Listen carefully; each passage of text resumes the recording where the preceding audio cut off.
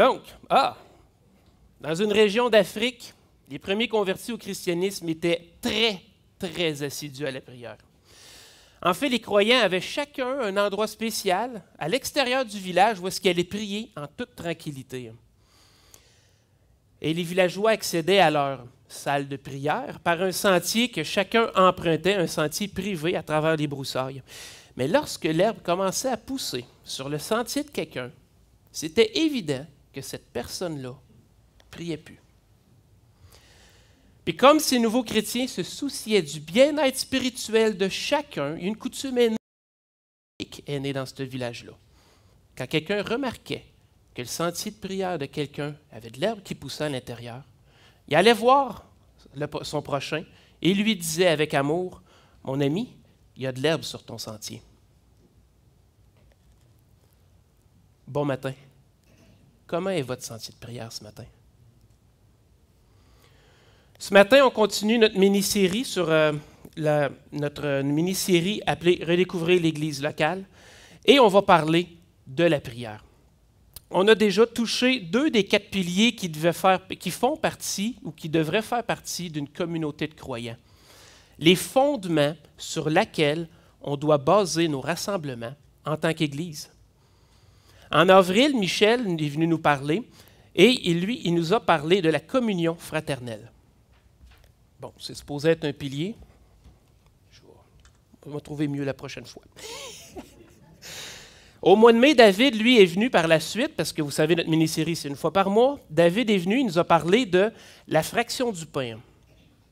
Aujourd'hui, on parle de la prière, et Dieu voulant, le mois prochain, on va parler de la prédication et de l'adoration. Pour vous, c'est quoi la prière? Est-ce que c'est une tâche à faire, s'il vous reste du temps? Est-ce que c'est quelque chose que vous devriez faire, mais vous ne trouvez jamais le bon moment pour le faire? Est-ce que c'est une liste de requêtes que vous devez présenter devant Dieu? Une obligation avant de manger, avant de vous coucher, en vous levant le matin? C'est quoi la prière? Pourquoi la prière? Je ne connais pas vos pensées, mais sûrement que vous avez une réponse bien réfléchie sur le sujet. Mais est-ce que vous y croyez à votre réponse? Est-ce que dans la prière, vous appliquez l'essence même de votre réponse ou est-ce que vous savez, mais ne faites pas? Oui, ce matin, je le sais, j'ai beaucoup de questions, mais je veux surtout que vous vous remettiez tous en question. Qu'est-ce que vous faites de la prière? La prière, c'est l'oxygène de l'âme. Vous ne priez pas, votre âme va suffoquer et périr dans l'anxiété de ce monde. Il y a quelques mois, on a étudié le Notre Père. Donc, on sait comment prier. Adoration, requête. Dans l'enseignement d'aujourd'hui, mon but, c'est de vous obliger à vous remettre en question par rapport à la prière, vous convaincre que c'est l'action la plus importante d'une journée. Je cherche à fortifier ceux qui le font déjà, qui le pratiquent bien, et je cherche à créer une certaine culpabilité chez ceux qui manquent. Tout ça dans le but de pouvoir vous pousser à développer une vie de prière. La culpabilité, ce n'est pas pour vous écraser en dessous des remords, faites-vous-en pas, mais c'est plutôt pour vous propulser vers votre première requête. Éternel, fais de moi un être qui te parle et se confie à toi à chaque jour. Rends-moi dépendant de ta présence. Jean-Milik Lochman a dit « La prière est le facteur vital de la foi. Celui qui croit, prie. Celui qui prie, croit. » La prière, c'est la base de votre relation avec Dieu et votre Père. Avec Dieu, votre Père. Jésus priait, lui, constamment. Mais un enfant, lui, a toujours besoin d'être en communication avec son parent pour s'instruire en posant 1001 questions, pour se rassurer quand le tonnerre gronde trop fort, pour obtenir de l'aide quand les tâches sont au-delà de leur force, pour simplement lui dire qu'il l'aime et recevoir le réconfort de son amour en retour? Désirez-vous une relation avec votre Père céleste? Si la réponse est non, vous pouvez immédiatement quitter la salle. Vous n'êtes pas à bonne place. Vous perdez votre temps ici ce matin. On a vu dans l'étude de Matthieu 6, le Notre Père, les versets 9 à 13, que Jésus amène une toute nouvelle dimension à la prière. On peut s'adresser à Dieu comme à un Père. On l'appelle Père comme un enfant et son Père, mais aussi comme le Père céleste de notre Seigneur Jésus-Christ. Nous sommes ses enfants étant réconciliés par le sang de Jésus-Christ à la croix. Nous qui étions autrefois étrangers et ennemis de Dieu, nous dit Colossiens. Que devrait contenir notre prière?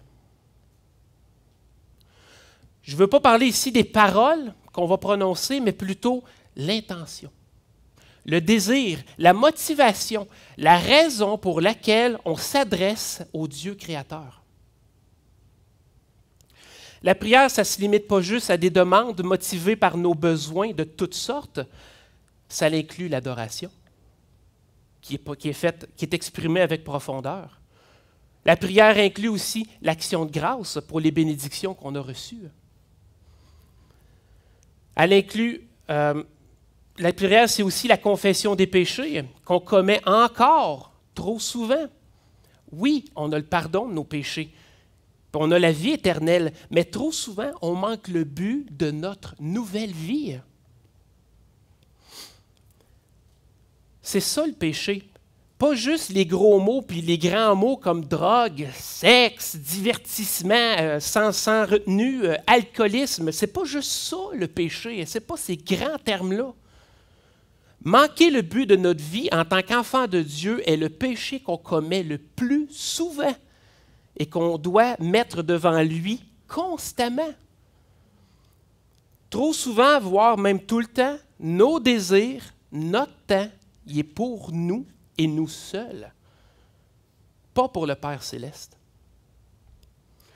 La prière, c'est aussi l'intercession pour nos frères et sœurs qui luttent, qui souffrent, et puis tout comme nous, qui ont besoin de la présence de Dieu dans leur vie. Donc, que devrait contenir notre prière? Dans la parole de Dieu, surtout dans le Nouveau Testament, on retrouve plusieurs caractéristiques plusieurs caractéristiques de ce qu'est une prière agréable à Dieu. On ne les verra pas toutes, évidemment, mais ce matin, on va en regarder 7. On aime ça, le chiffre 7. La première caractéristique qu'on va regarder, et écoutez, je les mets tous là, parce que même après avoir écrit et relu et réécrit mon message, je ne les retiens pas toutes encore. Fait que je les laisse toutes là, vous allez les avoir d'en face tout le long. La première caractéristique qu'on va parler ce matin, c'est avoir conscience de notre besoin. Quel est votre besoin? Le vêtement? La nourriture? Le travail? Le plaisir? Toutes ces choses, ce sont les païens qui les recherchent. Votre Père céleste sait que vous en avez besoin.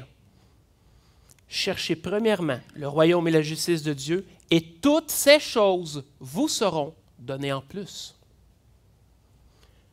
Notre vrai et seul besoin, c'est Dieu lui-même. C'est aucune chose qu'on peut demander, c'est lui. C'est de lui qu'on a besoin. Et le psaume 73, il exprime bien. J'étais stupide et sans intelligence. J'étais à ton égard comme les bêtes. Cependant, je suis toujours avec toi. Tu m'as saisi la main droite. Tu me conduiras par ton conseil, puis tu me recevras dans la gloire. Quel autre aurais-je au ciel que toi, et sur la terre je ne prends plaisir qu'en toi. Ma chair et mon cœur peuvent se consumer. Dieu sera toujours le rocher de mon cœur et mon partage. Car voici, ceux qui s'éloignent de toi périssent. Tu anéantis tous ceux qui te sont infidèles. Pour moi, m'approcher de Dieu, c'est mon bien. Je place mon refuge dans le Seigneur. l'Éternel afin de raconter toutes tes œuvres.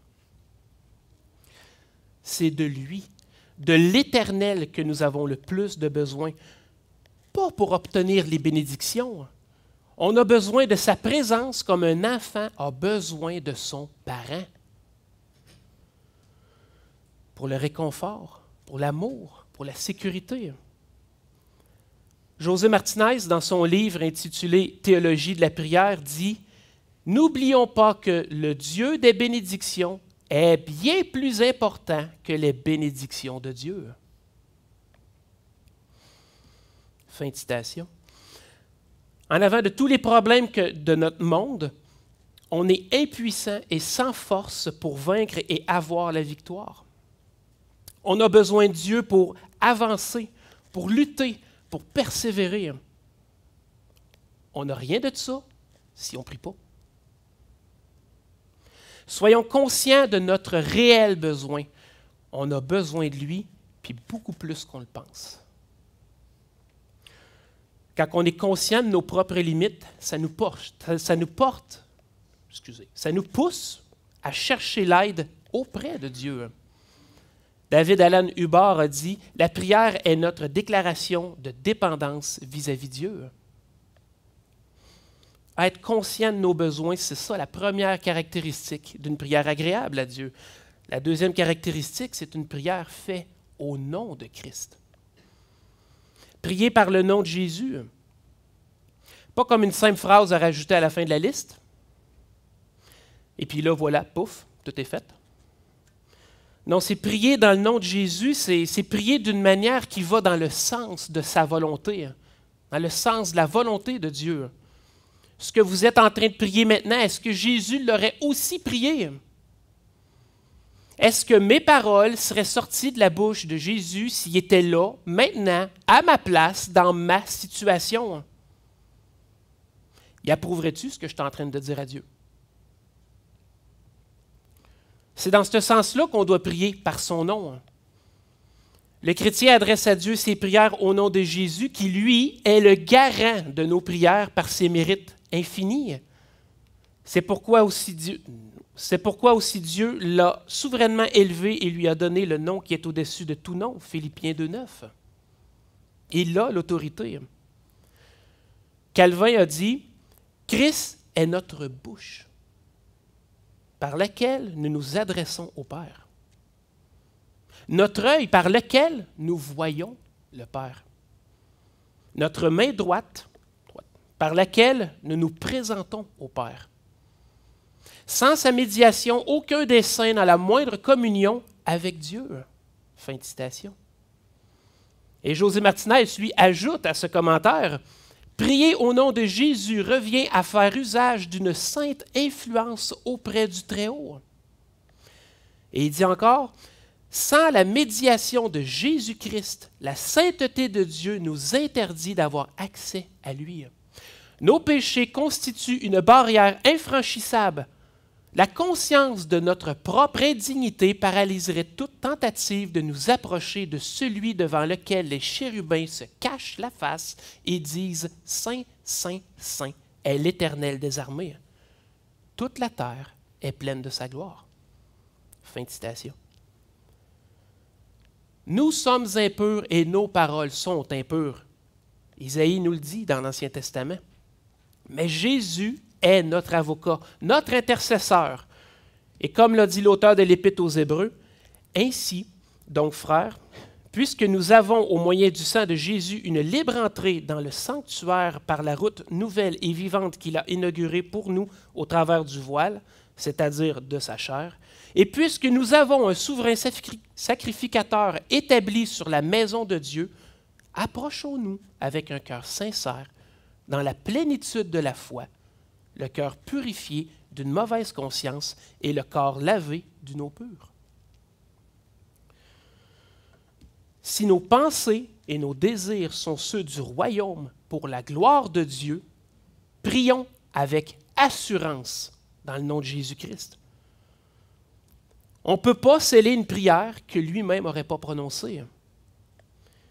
Prier en son nom, ça implique l'acceptation de la seigneurie de sa seigneurie sur notre esprit, sur nos sentiments, sur nos décisions, sur toute notre vie. Prier au nom de Jésus-Christ, c'est de se soumettre à sa volonté. L'autre caractéristique d'une prière agréable, c'est une prière faite avec foi.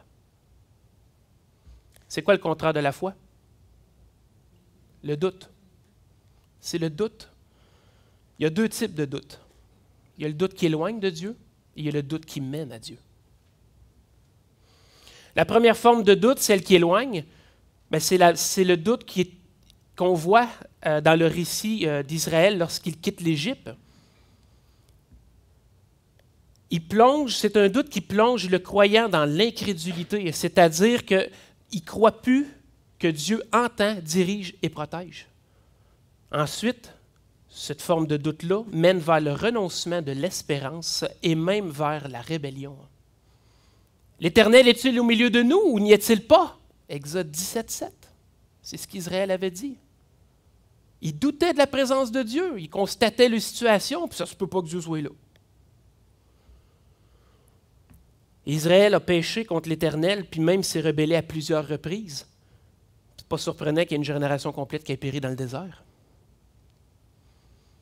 C'est aussi cette forme de doute que Jacques il nous met en garde dans son épître au chapitre 1.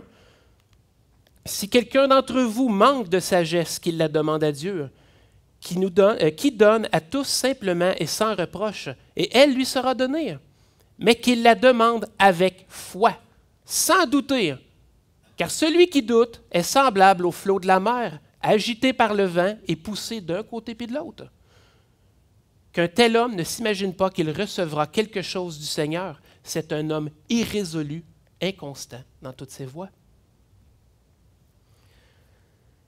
Cette forme de doute, c'est le doute qui nous éloigne de Dieu. Il faut au contraire prier avec foi, comme que Jésus nous le demande. Je vous le dis en vérité, si vous aviez la foi et que vous ne doutiez point, non seulement vous feriez ce qui a été fait à ce figuier, dans ce moment-là, le figuier avait séché, Jésus avait maudit le figuier, avait séché, mais quand vous diriez à cette montagne, ôte-toi de là et jette-toi dans la mer, cela sera fait. Tout ce que vous demandez avec foi, par la prière, vous le recevrez. La deuxième forme de doute, c'est le doute qui nous pousse à rechercher Dieu. Dans l'Évangile de Marc, au chapitre 9, on a le père d'un enfant épileptique, et lui, il est rempli de doutes. Jésus, il avait entendu parler de tous les miracles que Jésus avait faits, mais il n'était pas 100% certain que Jésus pouvait faire quelque chose pour son enfant. Au verset 22, on peut lire que le Père dit à Jésus, « Mais si tu peux quelque chose, viens à notre secours, aie compassion de nous. » Et Jésus s'exclame tout de suite en retour, « Si tu peux, tout est possible à celui qui croit. » Aussitôt le père de l'enfant, c'est ça, s'écria, « Je crois, viens au secours de mon incrédulité. » Et Jésus a guéri l'enfant. Le père doutait. Il n'était pas certain que quelque chose pouvait être fait pour son enfant. Il était rendu dans l'incrédulité, mais certainement, il n'était pas encore rendu au renoncement de l'espérance. Il s'est approché de Jésus. Il a pris la peine d'aller le voir pareil. Puis parfois, nos prières, vous savez, ils sont teintées par cette guerre intérieure-là. Où est-ce qu'on sait ce qu'on doit demander au Père, mais que dans le fond, on n'y croit pas vraiment que ça va faire une différence. La raison nous empêche de croire à nos propres prières. Mais comme cet homme qu'on vient juste de parler, demandons à Dieu de mettre fin à notre incrédulité et prions avec foi. Une foi comme celle du centenier qui a demandé à Jésus de guérir son serviteur par sa simple parole. Jésus lui dit, « Va, qu'il soit fait selon ta foi. » Et alors même, le serviteur a été guéri. Le centenier croyait que si Jésus donnait qu'un seul mot, son serviteur serait guéri, qu'il soit fait selon ta foi. Une prière faite avec foi, c'est une prière qui est agréable. Or, sans la foi, il est impossible de lui être agréable. Hébreux 11:6. Quatrième caractéristique d'une prière qui est agréable, c'est l'obéissance.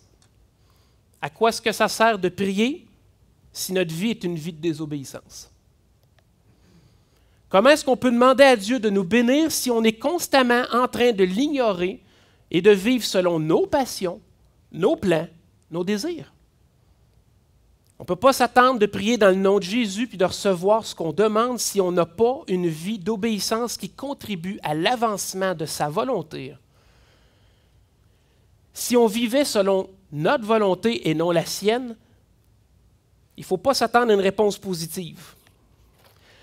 José Martinez a dit, si l'homme veut vivre en communion avec Dieu et jouir d'un privilège de l'invoquer par la prière, il doit avoir un comportement moral en accord avec les saintes écritures de Dieu, les saintes lois de Dieu, excusez-moi. Puis M. Martinez ici ne fait qu'exprimer ce que l'Ancien Testament enseigne. Un sacrifice ou une offrande fait par une personne rebelle de cœur à l'Éternel n'attirait pas ses grâces, mais ça attirait son indignation. « Qu'ai-je à faire de la multitude de vos sacrifices, dit l'Éternel. Je suis rassasié des holocaustes de béliers et de la graisse des veaux. Je ne prends point plaisir au sang des taureaux, des brebis et des boucs. Quand vous venez vous présenter devant moi, qui vous demande de souiller mes parvis?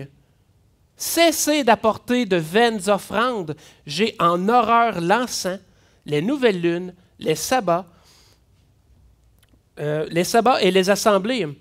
Je ne puis voir le crime s'associer aux solennités. Mon âme hait vos nouvelles lunes et vos fêtes. Elles me sont à charge, je suis là de les supporter. Quand vous étendez vos mains, je détourne de vous mes yeux. Quand vous multipliez les prières, je n'écoute pas. Vos mains sont pleines de sang. Lavez-vous, purifiez-vous. Ôtez de devant vos yeux la méchanceté de vos actions. Cessez de faire le mal. Apprenez à faire le bien, recherchez la justice. Protégez l'opprimé. Faites droit à l'orphelin. Défendez la veuve. Et ces derniers versets-là sont aussi résumés par Michée. On t'a fait connaître, ô homme, ce qui est bien. Et ce que l'Éternel demande de toi, c'est que tu pratiques la justice, que tu aimes la miséricorde et que tu marches humblement avec ton Dieu. C'est aussi ce que nous enseigne Jean dans le Nouveau Testament. Bien-aimés, si notre cœur ne nous condamne pas, nous avons de l'assurance devant Dieu, quoi que ce soit que nous demandions, nous le recevons de lui parce que nous gardons ses commandements et que nous faisons ce qui lui est agréable. Pour que notre prière soit agréable à Dieu, nous devons lui être agréables.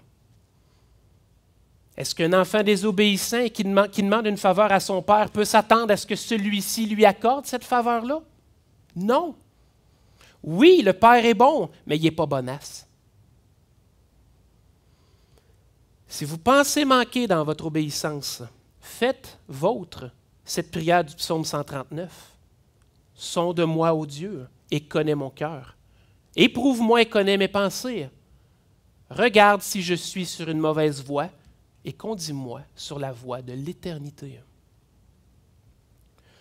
C'est une prière qu'on se devrait de constamment mettre devant le Seigneur pour être sûr qu'on va dans la direction qu'il désire. Donc, un cœur obéissant va prier de manière agréable et sera aussi disposé à la soumission, à la souveraineté de Dieu.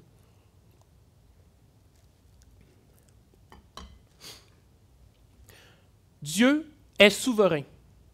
Ce qu'il dit s'accomplit. Fin. Une personne qui vit en obéissance complète à la parole de Dieu va avoir l'impression que tout ce qu'il demande par la prière s'accomplit parce qu'il prie selon le cœur et la volonté de Dieu, étant lui-même dans une relation intime et proche avec Dieu. Mais c'est toujours Dieu qui a le dernier mot. Il faut comprendre qu'aussi noble peut être notre quête, elle peut être en dehors du plan de Dieu. Notre vision, elle est humaine, c'est-à-dire qu'elle a une perspective limitée.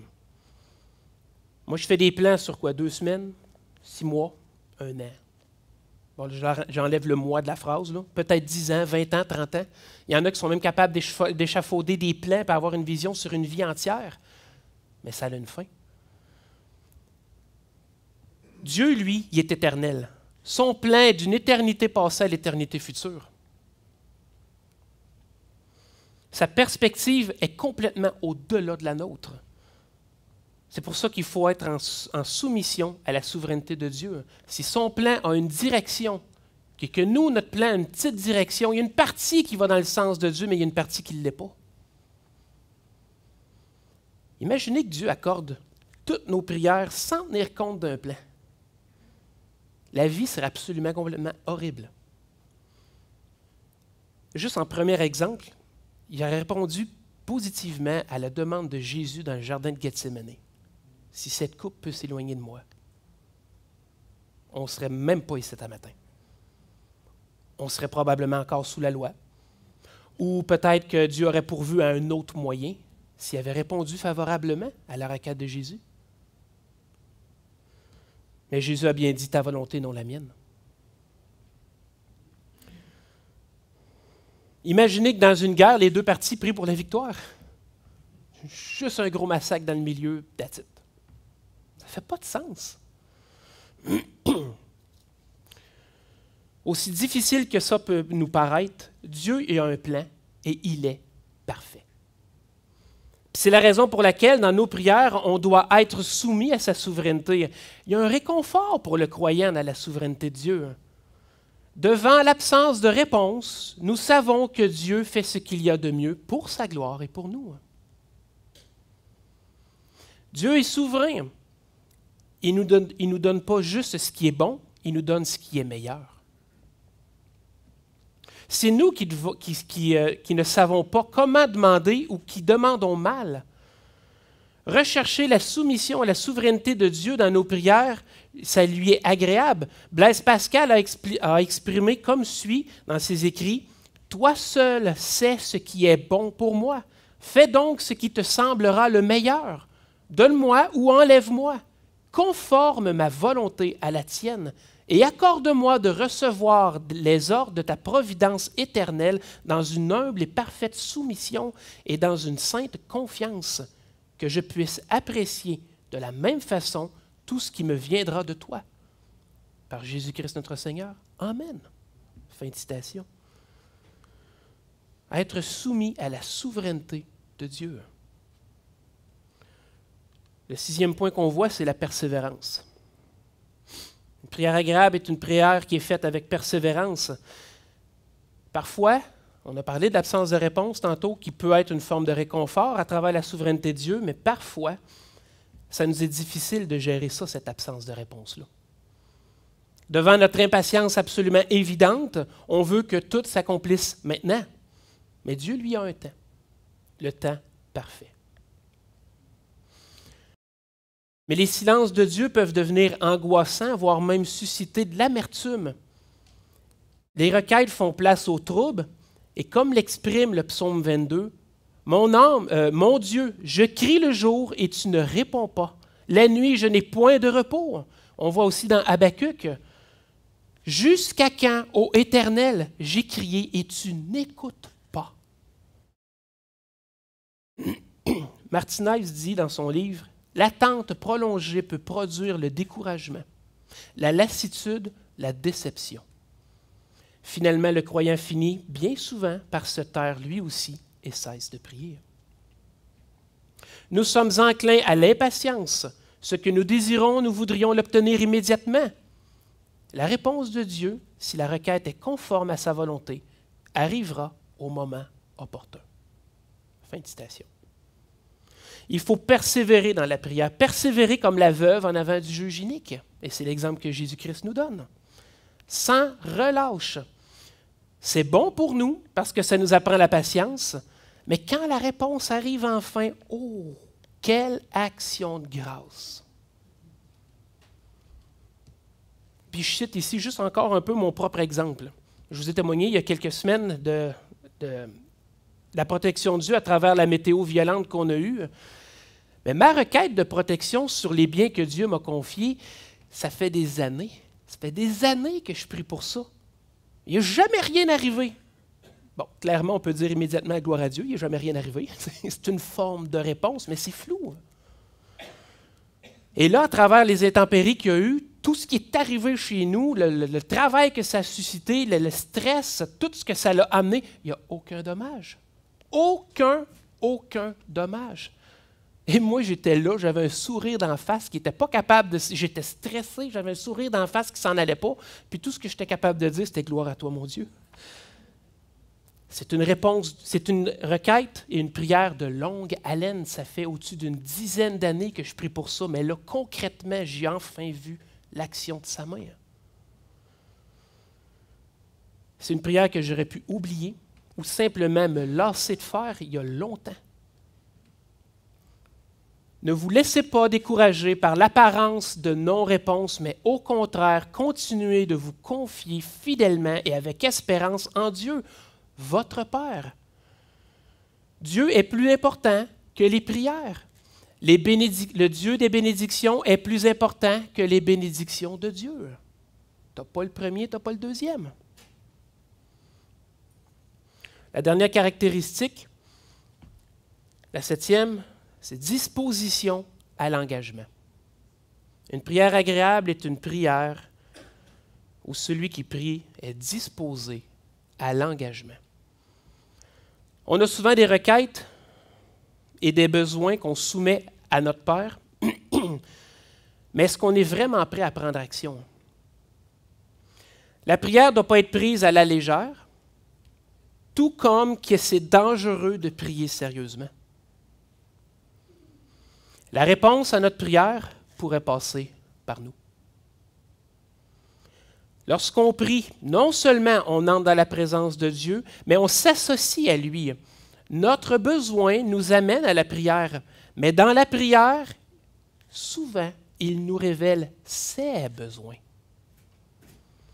Et on doit apprendre à mettre les siens devant les nôtres.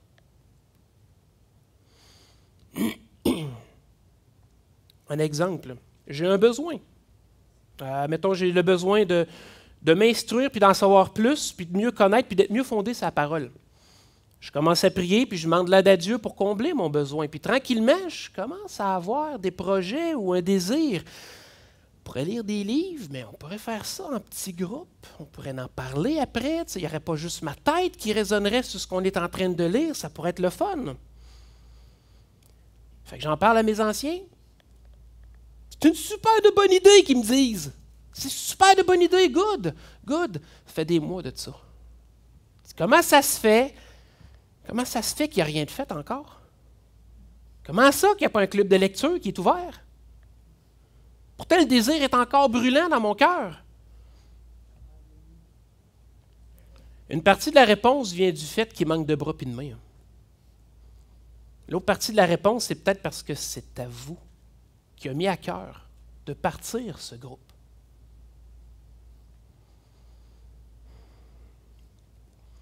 Êtes-vous prêt à vous mettre en action? La prière ne remplace pas l'action. Et l'action, ce n'est pas la prière. La prière, c'est votre relation avec Dieu. L'action, c'est ce qui vient après. Vous désirez qu'il y ait plus de personnes dans l'Église?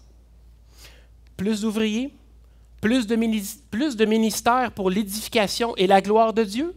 Amen! Amen! Mais vous êtes où avec vos désirs quand c'est le temps d'aller évangéliser? Quand c'est le temps de s'impliquer? Trop occupé? Pas disponible? Oh, c'est pas mon appel, ça, je le sens pas. Quand on expose nos besoins devant Dieu, prenez en considération qu'ils vont être répondus et possiblement à travers vous. Vous avez déjà donné? Oui, puis la retraite pour les enfants de Dieu, c'est à la mort. C'est une retraite éternelle, en or, parfaite.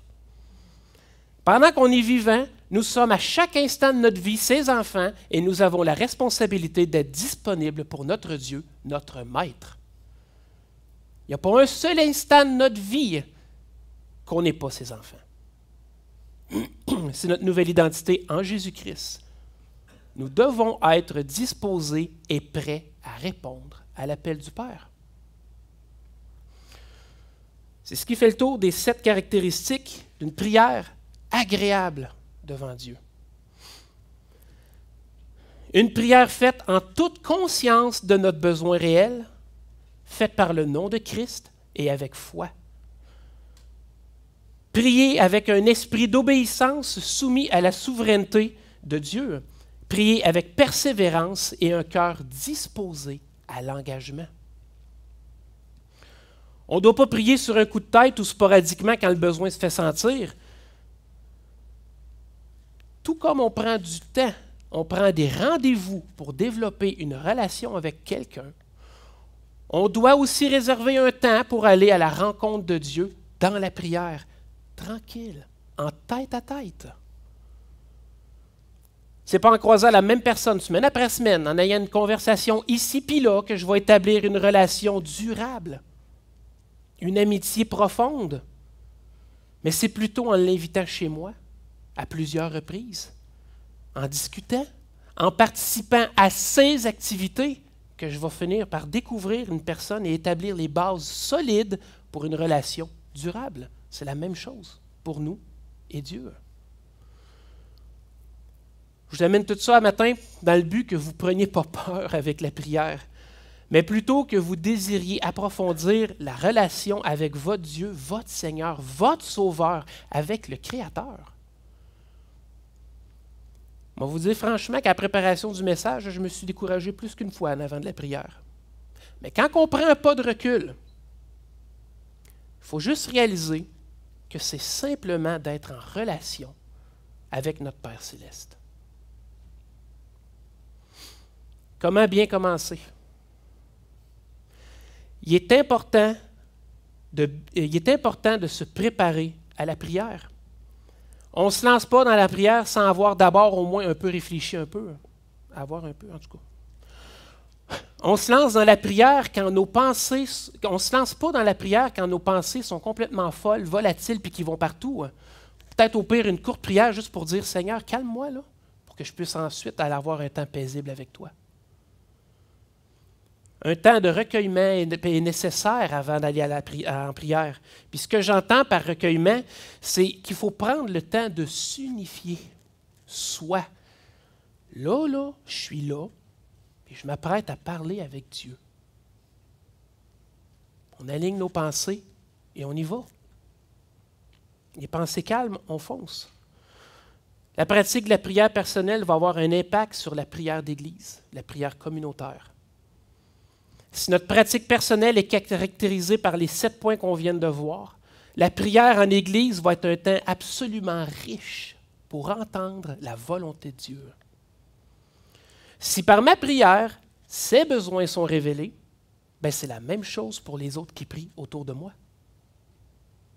Donc, en écoutant les prières des saints de l'Église, j'entends et je découvre la volonté de Dieu pour son peuple, ici, à la CCM, réunis pour sa gloire.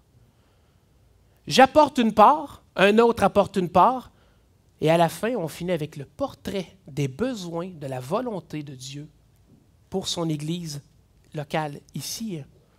Elle est transmise à travers chaque croyant qui prie. Parce que chaque partie du corps est importante. Elle contribue à l'activité du corps au complet qui est l'Église. Est-ce qu'on veut une Église vivante? Pour la gloire de Dieu? Eh bien, prions et soyons en action. Seigneur Dieu, Père Céleste, nous te remercions. Ô Dieu, tu es grand et merveilleux, tu peux toutes choses. Merci, Père Saint, car nous sommes ici par le sang de ton Fils Jésus-Christ. Merci pour ta parole que tu nous as laissée. Nous pouvons nous instruire. Seigneur, ce matin, cet enseignement sur la prière, fais en sorte que cela puisse transformer notre temps avec toi, notre relation personnelle avec toi. Parle-nous, édifie-nous, fais-nous grandir, Seigneur, et ensuite qu'en Église, nous puissions ouvrir la bouche et te rendre gloire à toi, éternel Dieu Tout-Puissant. Au nom de Jésus-Christ que je prie. Amen.